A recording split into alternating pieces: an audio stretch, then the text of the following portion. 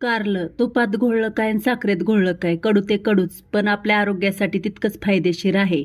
अशा पद्धतीने जर कारल्याची भाजी केली तर अजिबात कडू होणार नाही.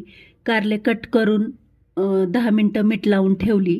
त्यानंतर 1 चमचा तेल घातलं. तेलामध्ये कारले धुवून घातली. हळद, मीठ, थोडंसं पाणी आणि चिंच घालून शिजायला ठेवली. कारली शिजतायत तोपर्यंत मसाला तयार करायला घेतला.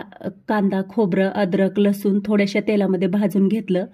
थंड झाल्यानंतर कोथिंबीर ॲड करून मिक्सरला बारीक असं वाटून घेतलं. फोडणीसाठी 2 चमचे तेल घातलं. तेलामध्ये जिरे घातले, वाटलेलं वाटण घातलं.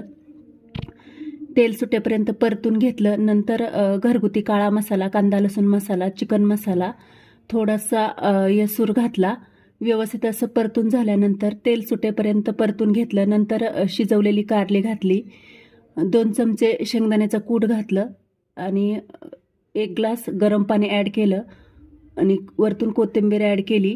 10 मिनटं भाजी शिजवून घेतली तर तयार आहे आपली कारल्याची भाजी.